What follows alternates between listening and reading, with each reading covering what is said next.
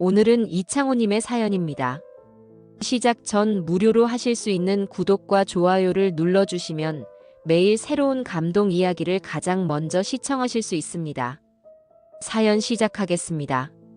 안녕하세요. 저는 로스앤젤레스 다운타운에 사는 이창호라고 합니다. 정말 억울했던 제 이야기 좀 들어주세요. 지금 생각해보니 참 아이러니한 일이었습니다. 그때는 몰랐는데 제가 평생 해온 일이 그 순간을 위한 준비였던 것 같더라고요. 나중에야 알았지만 인생이라는 건 정말 예측할 수 없는 것 같습니다. 저는 지금 59살이고요. 15년째 LA 다운타운에 있는 대형 주차장에서 관리원으로 일하고 있습니다. 아시겠지만 그리 화려한 직업은 아니에요. 아침 6시부터 저녁 10시까지 하루 16시간을 차들 사이에서 보내죠. 그런데 여러분, 사람들이 저를 대하는 태도를 보면 정말 마음이 아프더라고요. 특히 같은 한국 사람들이 더 그랬어요. 한인타운에서 성공한 의사 선생님들, 변호사님들이 주차하러 오시면서 하시는 말들이란. 아이고, 이 아저씨 영어도 제대로 못하네. 빨리빨리 해봐요. 에이, 이런 일이나 하고 있으니까 애들한테 본보기가 안 되지. 공부 안 하면 저렇게 된다고 해야겠어. 그런 말들을 들을 때마다 가슴이 찢어지는 것 같았습니다. 물론 제가 영어를 유창하게 하지는 못해요. 그래도 15년 동안 이곳에서 일하면서 나름대로 의사소통에는 문제가 없었거든요. 그런데 정말 화가 났던 건 젊은 한인 2세들의 태도였어요. 어느 날 20대 후반쯤 되어 보이는 젊은이가 BMW를 몰고 와서는 저한테 이렇게 말하더라고요. 헤이, 올드맨. 그러니까 야, 영감아. 이런 뜻이죠. 빨리 주차해줘. 내가 급하다고.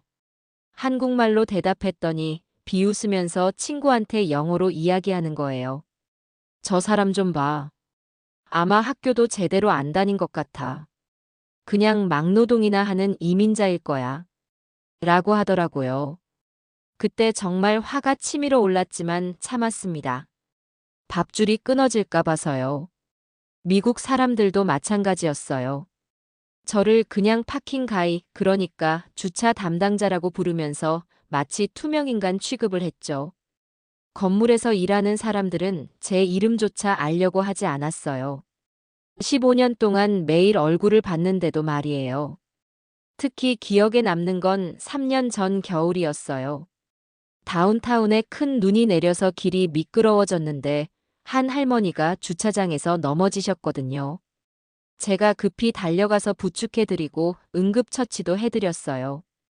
그런데 구급차가 오자마자 그 할머니 가족들이 저를 밀어내면서 영어로 우리가 알아서 할 테니까 비켜달라고 하더라고요. 그때 가슴이 정말 아팠습니다. 나중에야 알았지만 제가 해드린 응급처치가 정말 중요했던 거더라고요. 의료진이 영어로 누가 이렇게 완벽하게 응급처치를 했느냐고 물어봤는데 그 가족들은 우리가 했다고 거짓말을 했어요. 그런 일들이 반복되면서 저는 점점 더 위축되어 갔습니다. 혹시나 해서 말씀드리는데 저도 한때는 꿈이 있었어요. 사람들을 돕고 싶다는 마음도 있었고요. 하지만 이곳에서는 그냥 주차 아저씨일 뿐이었죠. 며칠 전에도 이런 일이 있었어요. 한인 의사 선생님이 주차를 하러 오시면서 저한테 이렇게 말씀하시더라고요. 창호 씨, 나이가 이제 60이 다 되어 가는데 이런 일만 하고 있으면 어떻게 해요? 자식들한테 부끄럽지 않아요? 그 말을 들으니까 정말 화가 나면서도 한편으로는 서러웠어요. 제가 정말 부끄러운 사람인가 싶어서 말이에요. 하지만 여러분께서도 아시겠지만 인생이라는 건 정말 모르는 거더라고요. 그때만 해도 저는 몰랐어요. 제가 그동안 감춰왔던 과거가 어떤 순간에 모든 것을 바꿔놓을 거라는 사실을요. 사실 제가 이 일을 하게 된 건 어쩔 수 없는 선택이었어요. 그때는 정말 막막했거든요. 2009년이었나요? 그때가 미국의 경제 위기가 왔을 때였어요. 리먼 브라더스라는 큰 투자 회사가 망하면서 온 나라가 난리였죠. 저도 그때까지는 나름 괜찮은 일을 하고 있었거든요. 한국에서 온 지 5년 정도 되었을 때였는데 작은 건설 회사에서 안전관리 일을 하고 있었어요. 그런데 경제가 어려워지니까 건설 일이 뚝 끊어지더라고요. 회사에서 미안하다, 창호 씨. 일이 없어서 어쩔 수 없다고 하면서 해고를 당했어요. 그때가 정말 막막했어요. 아내하고 아들 둘을 데리고 미국에 왔는데 갑자기 일자리가 없어진 거죠.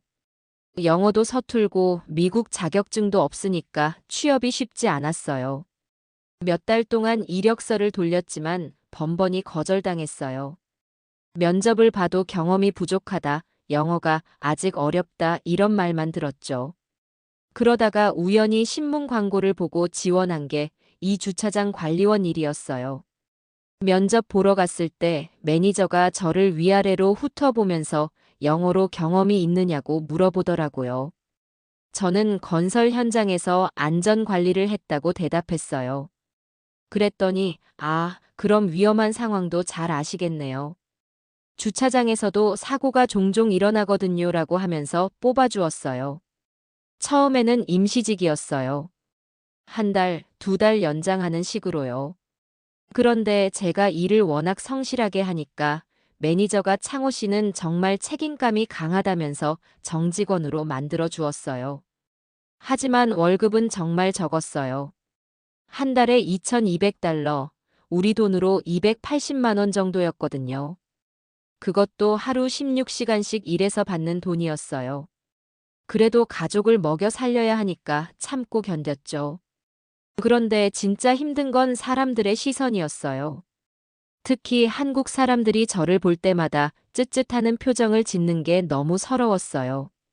어느 날은 아들 친구 어머니가 주차하러 오셨는데 저를 알아보고는 깜짝 놀라더라고요. 그리고 나서 아들한테 전화해서 한국말로 야, 너 창호 아버지가 주차장에서 일한다는 거 알고 있었니? 이런 일 하시는 줄 몰랐네라고 하는 소리가 다 들렸어요. 그날 집에 가서 아들한테 물어봤더니 학교에서 친구들이 너 아버지 주차장 아저씨라며? 라고 놀렸다고 하더라고요. 아들이 부끄러워하는 모습을 보니까 정말 가슴이 미어지는 것 같았어요. 아내도 힘들어했어요. 한인마트에서 일하고 있었는데 거기서 만나는 사람들이 남편이 주차장에서 일한다며 힘들겠네라는 식으로 동정하는 시선으로 보는 게 싫다고 하더라고요. 그래서 저는 점점 더 집에서도 말이 없어졌어요. 가족들한테 미안한 마음이 너무 컸거든요. 혹시나 해서 말씀드리는데 저도 한국에서는 나름 인정받는 일을 했었어요. 하지만 이곳에서는 그런 경력이 아무 소용이 없었죠. 한국에서 20년 동안 서울 소방서에서 구조대장으로 일했던 경험이 있었거든요. 수많은 화재 현장에서 사람들을 구해내는 일을 했었어요. 그런데 미국에서는 그런 자격을 인정해주지 않더라고요. 소방관이 되려면 다시 처음부터 시험을 보고 훈련을 받아야 한다고 하더라고요. 그것도 영어로 모든 걸 해야 하니까 엄두가 나지 않았어요. 게다가 나이도 이미 44살이었으니까 새로 시작하기에는 너무 늦었죠. 그래서 그냥 포기했어요. 가족을 먹여 살리는 게 우선이었으니까요. 하지만 마음 한구석에서는 늘 아쉬움이 있었어요. 사람들을 도와주고 싶다는 마음, 위험한 상황에서 누군가를 구해주고 싶다는 마음이 있었거든요. 가끔 뉴스에서 화재 사고 소식을 보면 가슴이 답답해지곤 했어요. 내가 거기 있었다면 더 빨리 구조할 수 있었을 텐데라는 생각이 들었거든요. 하지만 그런 생각들을 혼자만 간직하고 살았어요. 누구한테 말해봤자 믿어주지도 않을 거라고 생각했거든요. 주차장 아저씨가 무슨 소방관이었다고? 이런 식으로 비웃을 게 뻔했으니까요. 그렇게 15년이 흘렀어요. 그 사이에 아들들은 대학을 졸업하고 각자 일을 찾아서 독립했고요. 아내도 이제는 제 일에 대해 불평하지 않게 되었어요. 체념한 건지 아니면 익숙해진 건지는 모르겠지만요. 지금 생각해보니 그때까지만 해도 저는 그냥 평범하게 조용히 살아갈 수 있다고 생각했어요.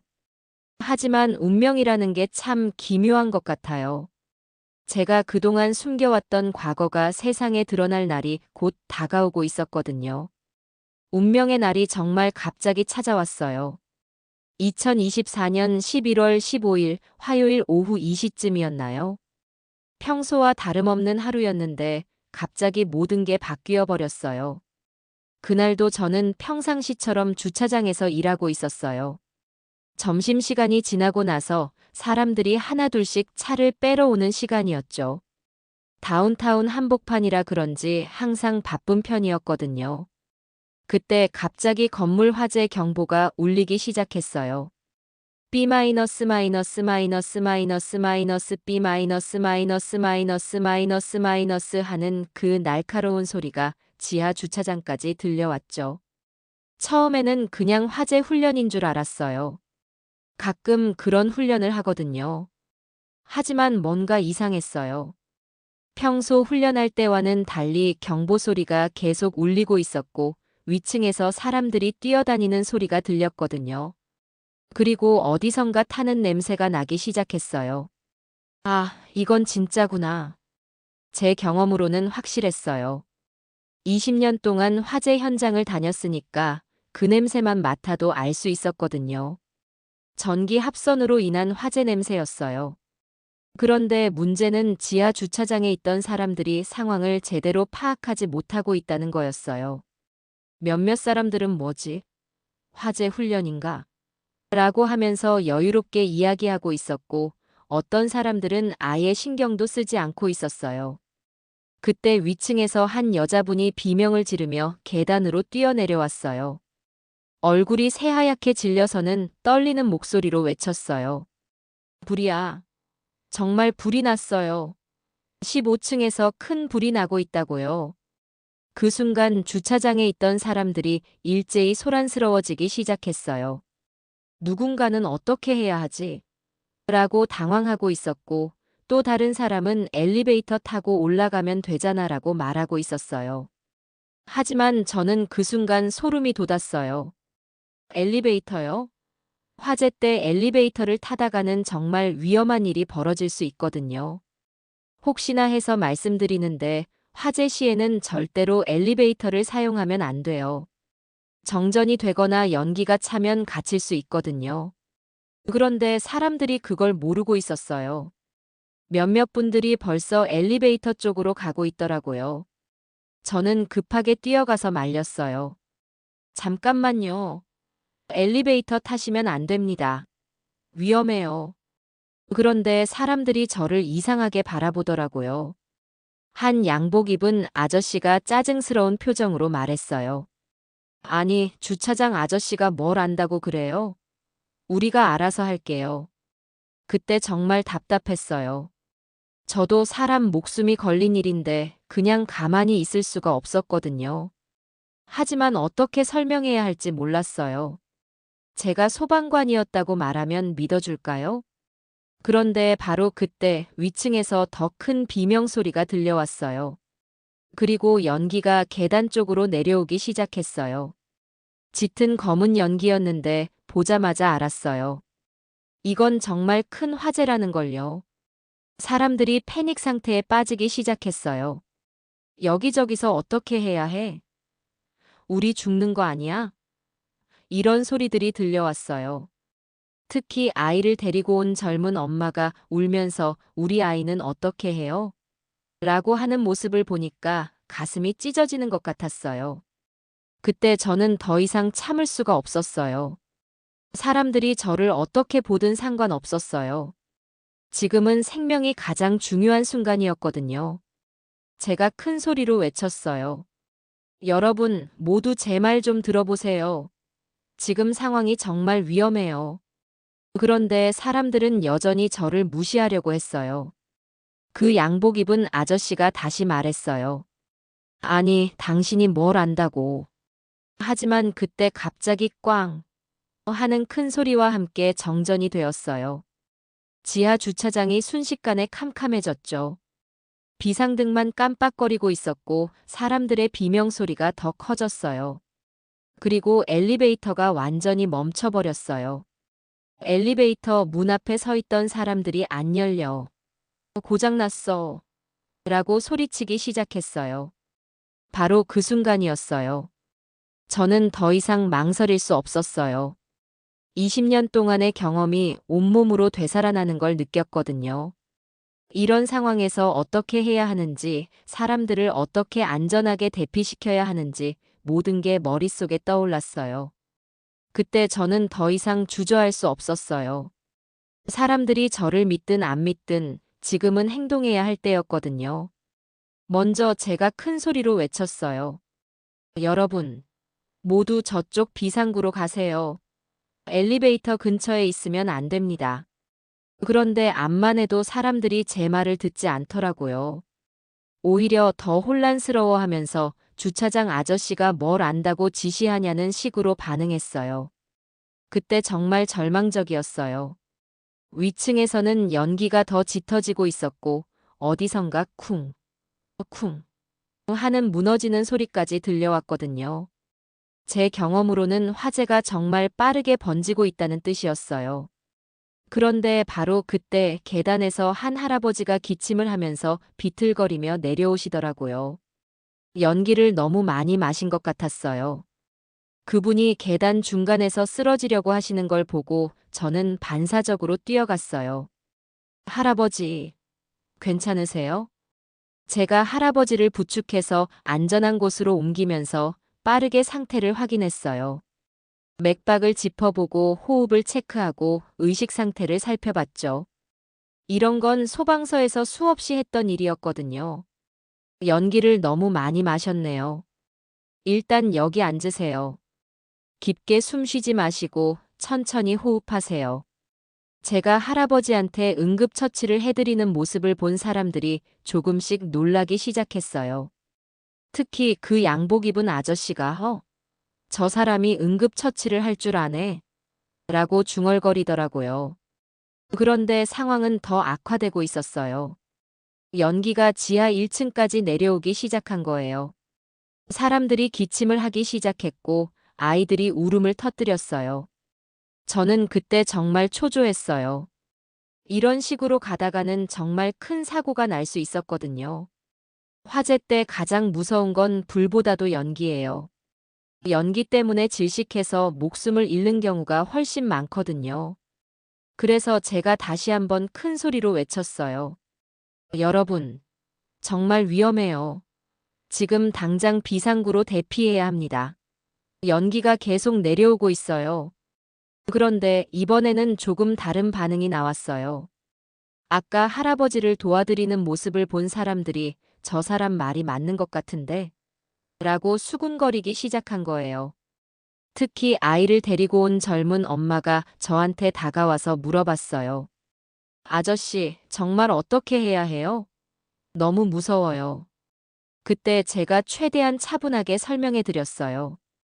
일단 아이 코와 입을 옷으로 막아주세요. 연기를 직접 마시면 안 돼요. 그리고 저를 따라오세요. 안전한 비상구로 안내해 드릴게요. 그러면서 제가 앞장서서 사람들을 비상구 쪽으로 안내하기 시작했어요. 다행히 몇몇 분들이 저를 따라오기 시작했어요. 그런데 비상구 문을 열어보니 거기서도 문제가 생겼어요.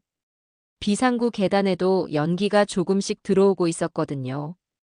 위층에서 연기가 새어 내려오고 있는 거였어요. 사람들이 여기도 위험한 거 아니에요?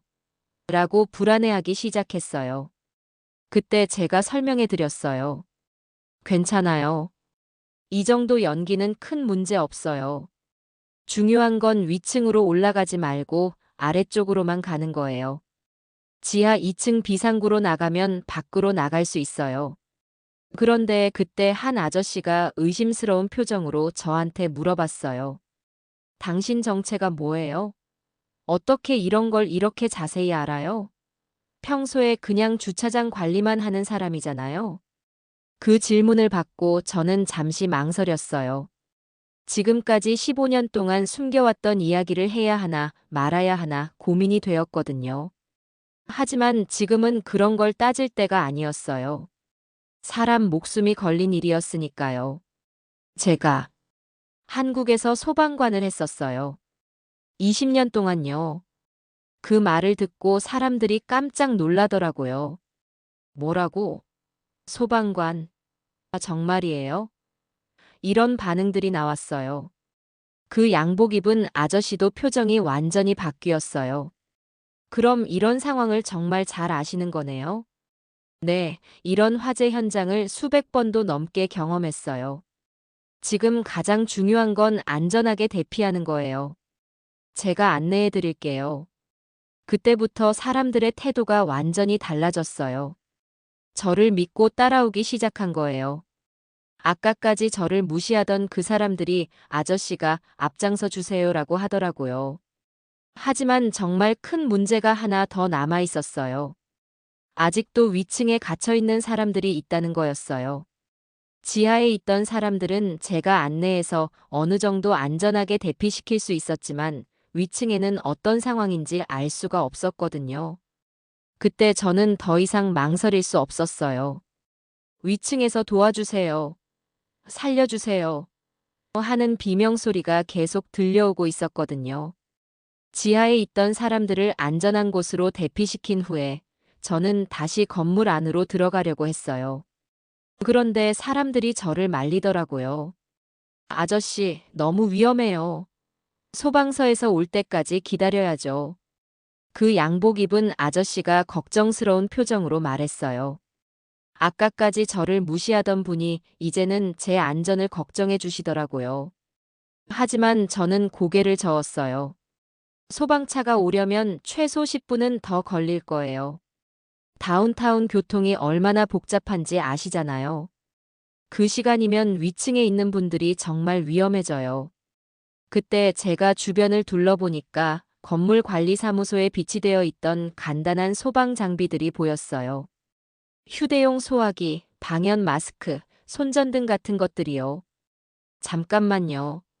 저것들 좀 가져와 보겠어요. 제가 그 장비들을 하나씩 점검해 보니까 사용할 만한 상태였어요.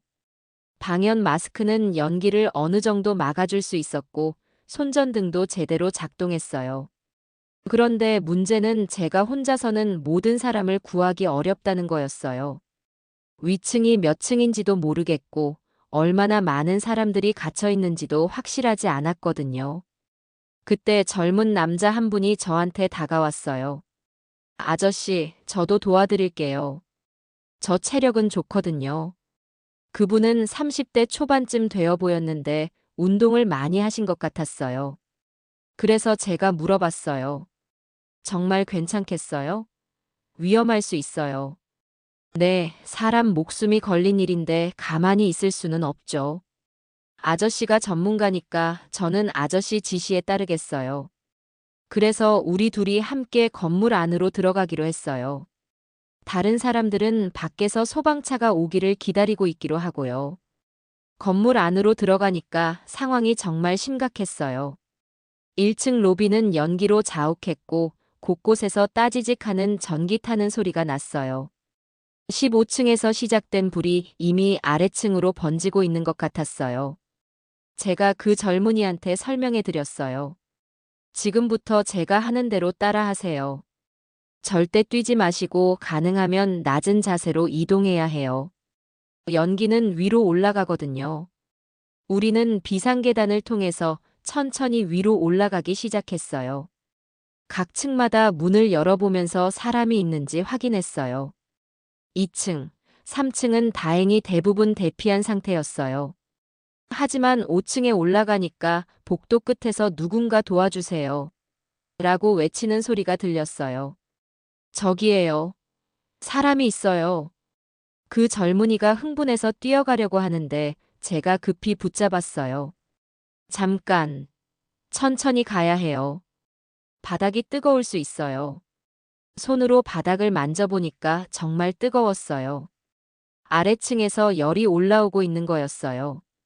이런 상황에서는 바닥이 갑자기 무너질 수도 있거든요. 벽을 짚으면서 조심스럽게 이동해서 그 사무실에 가보니까 60대쯤 되어 보이는 할머니 한 분이 책상 밑에 숨어 계셨어요.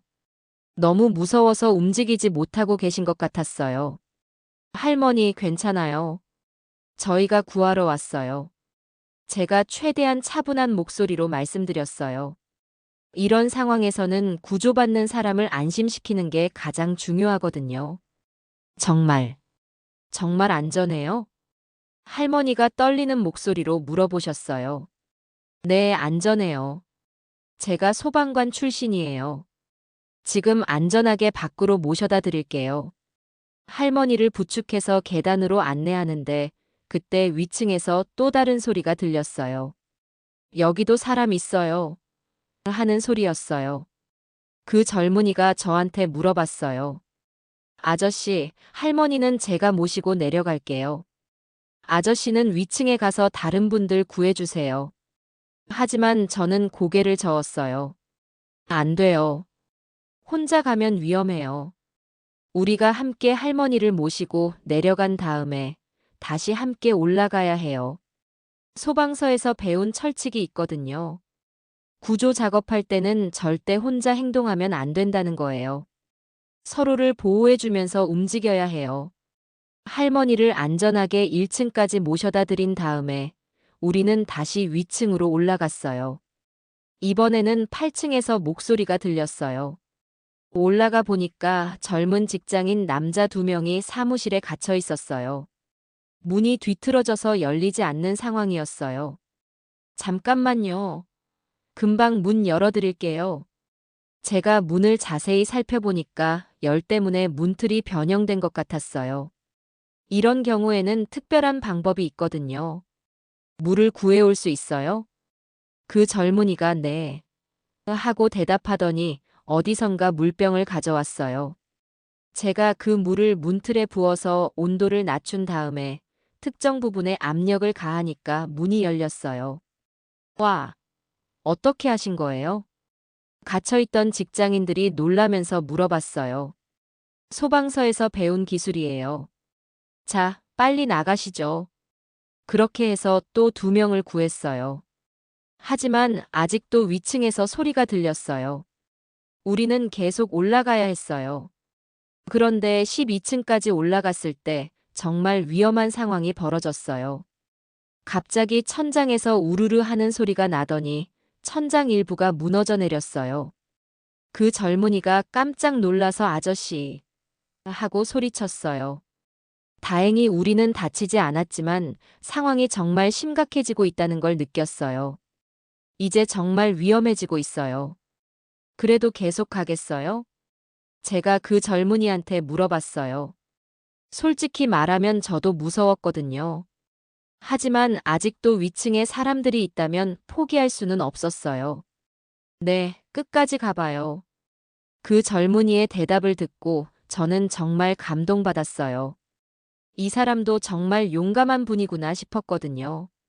지금 생각해보니 그때가 제 인생에서 가장 뜨거웠던 순간이었던 것 같아요. 15년 동안 잊고 살았던 제 진짜 모습이 완전히 되살아나는 느낌이었거든요. 15층까지 올라갔을 때 정말 아찔한 순간이 찾아왔어요. 복도 전체가 연기로 가득 차 있었고 곳곳에서 불길이 치솟고 있었거든요. 그런데 저 멀리서 아이 우는 소리가 들렸어요. 어떡하지? 정말 아이가 있는 것 같은데.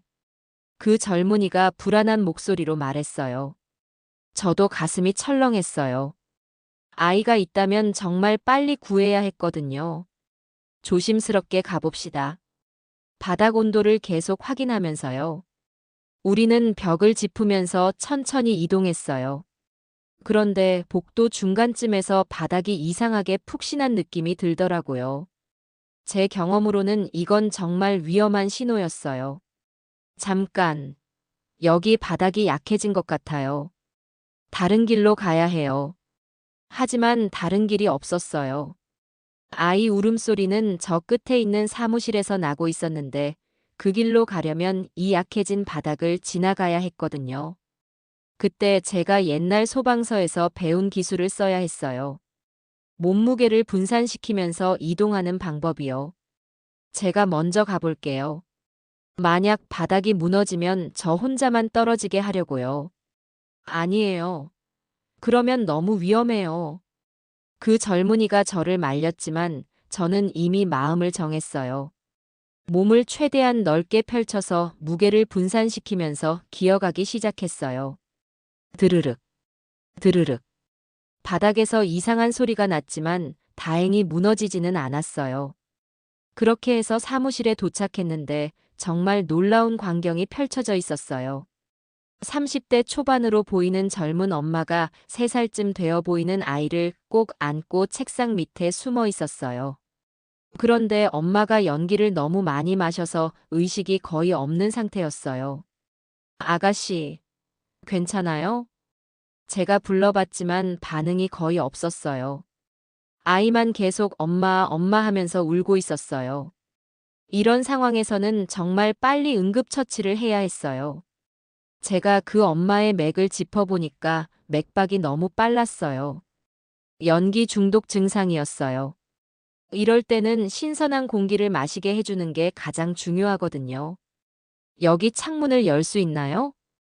그 젊은이가 창문을 확인해 봤는데 다행히 열렸어요. 바깥 공기가 들어오니까 그 엄마가 조금씩 의식을 되찾기 시작했어요.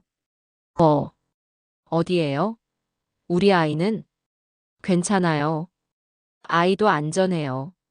지금 구조하러 온 거예요.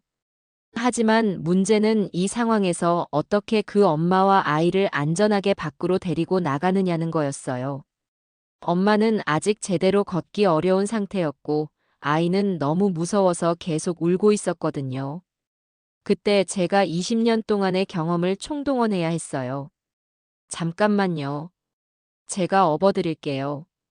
엄마를 제 등에 업고 그 젊은이가 아이를 안았어요. 그런데 돌아가는 길이 문제였어요. 올 때보다 상황이 더 악화되어 있었거든요. 바닥이 약해진 부분을 다시 지나가야 했는데 이번에는 3사람의 무게가 더해졌어요. 정말 위험한 상황이었어요. 천천히, 정말 천천히 가야 해요. 제가 한 발 한 발 조심스럽게 움직이는데 갑자기 꽈당 하는 소리와 함께 바닥 일부가 무너져 내렸어요. 다행히 우리는 안전한 곳에 있었지만 돌아갈 길이 막혀버린 거예요. 어떻게 하죠? 이제 어떻게 나가야 해요? 그 젊은이가 당황하면서 물어봤어요. 저도 순간 막막했어요. 하지만 포기할 수는 없었어요. 그때 제가 다른 방법을 생각해냈어요. 옆 사무실로 가서 그곳 창문을 통해 외부 비상계단으로 나가는 방법이었어요. 저쪽으로 가봅시다. 다행히 옆 사무실 창문 밖에 외부 비상계단이 있었어요. 조금 위험하긴 했지만 지금 상황에서는 유일한 방법이었어요. 제가 먼저 창문 밖으로 나가서 안전을 확인한 다음에 아이부터 안전하게 옮겼어요. 그 다음에 엄마를 옮기고 마지막에 그 젊은이도 나왔어요. 외부 비상계단을 통해서 천천히 아래로 내려가는데 그때 아래에서 사이렌 소리가 들렸어요. 드디어 소방차가 도착한 거예요. 와, 소방차다. 그 젊은이가 기뻐하면서 소리쳤어요. 저도 정말 안도감이 들었어요. 1층에 도착했을 때 이미 소방관들이 건물 주변을 에워싸고 있었어요. 그리고 구급차도 와 있었고요. 구급대원들이 급히 달려와서 그 엄마와 아이를 응급처치했어요. 다행히 큰 문제는 없는 것 같았어요. 그런데 그때 소방서에서 온 대장님이 저한테 다가왔어요. 실례지만 누가 저분들을 구조하신 건가요? 주변에 있던 사람들이 모두 저를 가리켰어요. 저분이요. 주차장 관리원 아저씨가 혼자서 다 구했어요. 정말 대단했어요. 마치 전문 소방관 같았어요. 사람들이 한꺼번에 이야기하기 시작했어요. 그 소방 대장님이 놀란 표정으로 저를 바라봤어요. 정말 일반인이 이런 구조 작업을 하신 거예요? 어떻게 이런 전문적인 기술을 알고 계신 거죠? 그때 저는 더 이상 숨길 이유가 없다고 생각했어요. 저는 한국에서 20년 동안 서울 소방서 구조대장으로 일했었습니다. 그 말을 듣고 소방대장님이 깜짝 놀라더라고요. 정말이에요? 그럼 정식 소방관 출신이시군요. 네, 그런데 미국에 와서는 자격 인정을 받기 어려워서 그냥 주차장 관리원으로 일하고 있었어요. 그때 주변에 있던 모든 사람들이 술렁거리기 시작했어요. 아까까지 저를 주차장 아저씨라고 무시하던 그 사람들이 모두 놀란 표정을 지었어요. 특히 그 양복 입은 아저씨가 저한테 다가와서 정중하게 인사했어요. 정말 죄송합니다. 제가 진짜 전문가를 몰라봤네요. 정말 감사합니다. 그 순간 저는 15년 만에 처음으로 진짜 인정받는 기분을 느꼈어요. 소방대장님이 저와 악수를 하면서 말씀하셨어요. 정말 대단하십니다. 저희가 도착하기 전에 이렇게 완벽하게 구조 작업을 해주셔서 감사해요. 혹시 저희 소방서에서 일하실 생각은 없으신가요? 그 말을 듣고 주변 사람들이 더욱 놀라워했어요. 현직 소방관이 인정할 정도라니까 제가 정말 전문가라는 걸 확신하게 된 거죠. 그런데 정말 놀라운 건 그 다음이었어요. 구조된 사람들이 하나둘씩 저한테 감사 인사를 하러 오기 시작한 거예요. 맨 먼저 그 젊은 엄마가 아이를 안고 다가왔어요. 산소 마스크를 쓰고 있었지만 눈에 눈물을 글썽이면서 말했어요. 정말, 정말 감사해요. 아저씨 아니었으면 저희 모녀가 어떻게 되었을지. 그 아이도 제 손을 꼭 잡으면서 고마워요. 아저씨라고 하더라고요. 그 순간 정말 가슴이 뭉클했어요. 5층에서 구조한 그 할머니도 오셨어요. 아이고, 정말 생명의 은인이세요. 평소에는 주차장에서 인사만 했는데 이런 대단한 분인 줄 몰랐어요. 8층에서 구조한 직장인 두 분도 정중하게 인사를 했어요. 저희가 평소에 주차할 때 불친절하게 대했던 것 같은데 정말 죄송하고 감사합니다. 그때 저는 정말 뭉클했어요. 이런 감사 인사를 받아본 게 15년 만이었거든요. 하지만 가장 감동적이었던 건 저와 함께 구조 작업을 했던 그 젊은이였어요. 그분이 제 어깨를 두드리면서 말했어요. 아저씨, 정말 대단하세요. 저도 오늘 많이 배웠어요. 진짜 영웅이 따로 없네요. 아니에요. 당신도 정말 용감했어요. 저 혼자서는 할 수 없는 일이었어요. 그랬더니 그분이 웃으면서 말하더라고요. 그런데 아저씨, 왜 이런 대단한 경력을 숨기고 계셨어요? 정말 아까워요. 그 질문을 받고 저는 솔직하게 대답했어요. 미국에서는 한국 자격을 인정해주지 않더라고요. 그리고 나이도 있고 영어도 부족하고 그냥 포기했었어요. 그때 놀라운 일이 벌어졌어요. 주변에 있던 사람들이 웅성거리기 시작한 거예요. 이런 실력을 가진 분이 주차장 관리만 하고 계시다니. 정말 아깝다. 누군가 도와드려야 하는 거 아니야?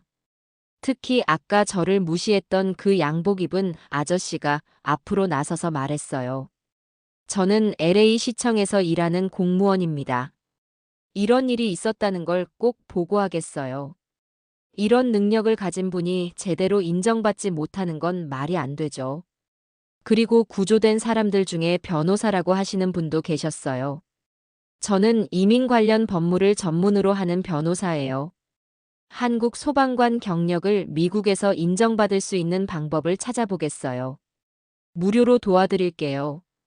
정말 예상치 못한 일들이 연달아 일어났어요. 15년 동안 저를 무시하고 외면했던 사람들이 이제는 저를 도우려고 나서는 거였어요. 그런데 가장 놀라운 건 그 다음이었어요. 소방대장님이 저한테 다가와서 말씀하셨거든요. 창호 씨, 정말 진지하게 제안 드리는 건데요.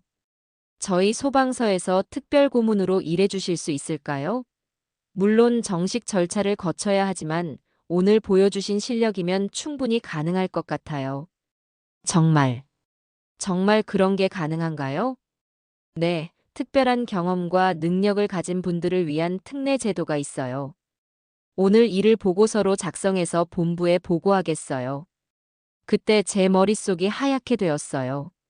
15년 만에 다시 소방관으로 일할 수 있는 기회가 생긴 거였어요. 그런데 정말 감동적이었던 건 주변 사람들의 반응이었어요. 축하해요. 정말 잘 됐네요. 당연히 그렇게 되어야죠. 아까까지 저를 주차장 아저씨라고 부르던 사람들이 이제는 진심으로 축하해주고 있었어요. 특히 그 젊은 엄마가 눈물을 흘리면서 말했어요. 정말 다행이에요. 이런 훌륭한 분이 제대로 된 일을 하시게 되어서요. 그때 한 기자도 나타났어요. 화재 소식을 취재하러 온 건데 제 이야기를 듣고는 깜짝 놀라더라고요. 정말 흥미로운 이야기네요. 혹시 인터뷰 가능할까요? 이런 이야기야말로 사람들이 알아야 할 진짜 뉴스라고 생각해요. 저는 처음에는 인터뷰가 부담스러웠어요. 하지만 소방대장님이 좋은 기회라고 하시더라고요. 이런 기회에 알려지면 창호 씨 같은 분들을 위한 제도 개선에도 도움이 될 거예요. 그래서 간단하게 인터뷰를 했어요. 제가 한국에서 소방관으로 일했던 경험, 미국에서 주차장 관리원으로 지낸 15년, 그리고 오늘 있었던 일에 대해서요. 기자가 마지막에 물어봤어요. 지금 기분이 어떠세요? 저는 잠시 생각해보고 대답했어요. 15년 동안 잊고 살았던 제 진짜 모습을 되찾은 기분이에요. 그리고 무엇보다 사람들을 도울 수 있어서 행복합니다. 그날 저녁 뉴스에 제 이야기가 나왔어요. 숨겨진 영웅, 주차장 관리원의 놀라운 정체라는 제목으로요. 아들들이 전화를 걸어왔어요. 아버지, 뉴스 봤어요. 정말 자랑스러워요. 아버지가 그런 일을 하셨었다니. 왜 말씀 안 해주셨어요? 아내도 눈물을 흘리면서 말했어요. 당신 15년 동안 얼마나 답답했을까. 미안해요. 그날 밤, 저는 정말 오랜만에 편안한 잠을 잤어요. 마음속 깊이 숨겨뒀던 짐을 내려놓은 기분이었거든요. 그로부터 6개월이 지났어요. 정말 많은 일들이 바뀌었습니다. 소방대장님이 약속하신 대로 저는 LA 소방서에서 특별 고문으로 일하게 되었어요. 처음에는 서류 작업이 복잡했지만 그 변호사님이 정말 도움을 많이 주셨거든요. 한국 소방관 경력을 인정받는 특별 절차를 밟아서 드디어 제대로 된 자격을 얻을 수 있었어요. 지금은 주로 신입 소방관들을 교육하는 일을 하고 있어요. 제가 한국에서 쌓은 20년의 경험과 그날 화재 현장에서 보여준 실력을 인정받아서 말이죠. 창호 교관님, 오늘도 잘 부탁드려요. 젊은 소방관들이 저를 이렇게 부를 때마다 정말 뿌듯해요. 15년 만에 다시 선생님이라는 호칭을 듣게 되었거든요. 특히 제가 가르치는 것 중에서 가장 중요하게 생각하는 건 구조기술이에요. 그날처럼 위급한 상황에서 어떻게 침착하게 판단하고 행동해야 하는지 알려주고 있어요.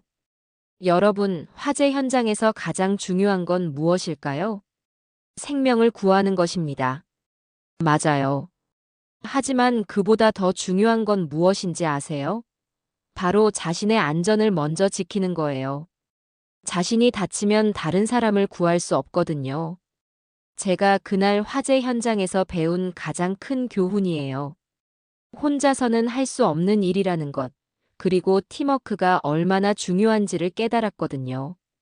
그런데 정말 놀라운 건 그날 저와 함께 구조 작업을 했던 그 젊은이가 소방관이 되었다는 거예요.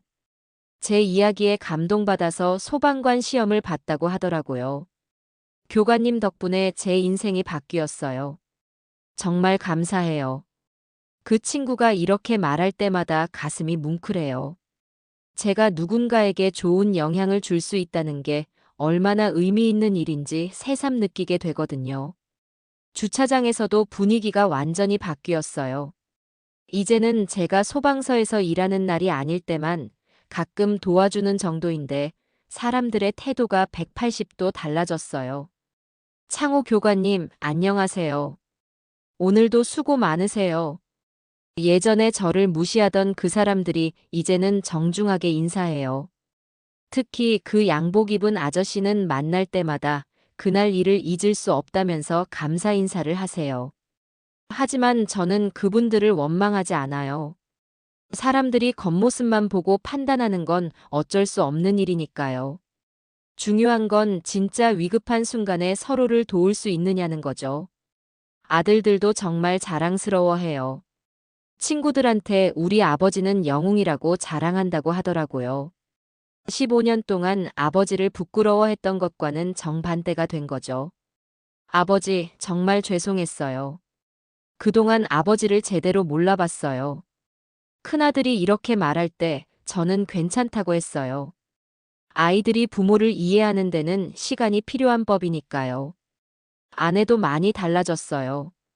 이제는 한인마트에서 일할 때도 우리 남편이 소방서 교관이라고 자랑스럽게 이야기한다고 해요. 당신 15년 동안 정말 힘들었을 텐데. 잘 참아줘서 고마워요. 아내가 이런 말을 할 때마다 저는 그 15년이 헛되지 않았다는 생각이 들어요. 그 시간들이 있었기 때문에 더욱 소중함을 알게 되었거든요. 몇 달 전에는 정말 감동적인 일이 있었어요. 그날 구조했던 젊은 엄마가 아이와 함께 소방서에 찾아온 거예요. 교관님, 안녕하세요. 저 기억하세요? 그 아이가 이제 많이 자라서 제대로 이야기할 수 있게 되었더라고요. 아저씨가 우리를 구해줬어요. 고마워요. 그 아이가 제가 그린 그림을 선물로 줬어요. 소방관 아저씨가 사람들을 구하는 그림이었어요. 그 그림을 받고 저는 정말 눈물이 날 뻔했어요. 이 그림 정말 소중하게 간직하겠어요. 그 그림은 지금도 제 사무실에 걸려 있어요. 일할 때마다 보면서 초심을 잃지 않으려고 노력하고 있어요. 지난주에는 또 다른 기쁜 소식이 있었어요. LA시에서 저에게 시민 영웅상을 주겠다고 하더라고요. 그날 화제에서 보여준 용기와 전문성을 인정받은 거죠.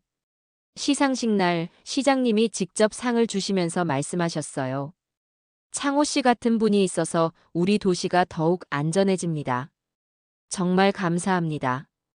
그 자리에 가족들도 모두 왔어요. 아들들, 아내, 그리고 그날 함께 구조 작업을 했던 그 젊은 소방관도 왔어요. 모두가 제가 상을 받는 모습을 자랑스럽게 지켜봤어요. 하지만 저는 그 자리에서 이렇게 말했어요. 이 상은 제 것만이 아니에요. 그날 저와 함께 했던 모든 분들, 그리고 위험을 무릅쓰고 남을 도우려는 모든 분들의 것입니다. 그때 청중들이 큰 박수를 쳐주었어요. 지금 저는 정말 행복해요. 물론 예전보다 훨씬 바쁘고 책임도 무겁지만 제가 정말 하고 싶었던 일을 하고 있거든요. 매일 아침 출근할 때마다 오늘도 누군가를 도울 수 있는 하루가 되기리라고 기도해요. 그리고 신입 소방관들을 가르칠 때마다 제가 그날 배운 교훈을 전해주려고 노력해요. 여러분, 사람은 겉모습으로 판단하면 안 돼요. 누구든지 위급한 순간에는 영웅이 될 수 있어요. 중요한 건 그런 순간에 용기를 낼 수 있느냐는 거예요. 그리고 항상 마지막에 이렇게 덧붙여요. 저도 15년 동안 주차장 관리원으로 일하면서 많은 무시를 받았어요.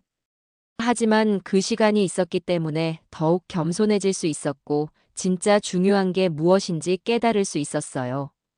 여러분께서도 아시겠지만 인생이라는 건 정말 예측할 수 없는 것 같아요. 언제 어떤 기회가 찾아올지, 언제 진짜 실력을 보여줄 순간이 올지 모르거든요. 그러니까 지금 비록 힘들고 인정받지 못하는 상황에 있더라도 포기하지 마세요. 언젠가는 여러분의 진가를 알아주는 사람들이 나타날 거예요.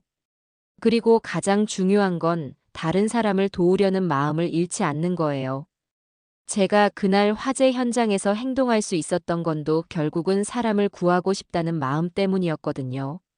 어떤 상황에서든 어떤 직업을 갖고 있든 따뜻한 마음만 있다면 누구나 누군가에게 영웅이 될 수 있어요. 오늘의 이야기는 여기까지입니다. 긴 이야기 들어주셔서 감사합니다. 앞으로도 이런 사연들을 더 들려드릴 수 있도록 구독과 좋아요, 그리고 알림 설정 부탁드립니다.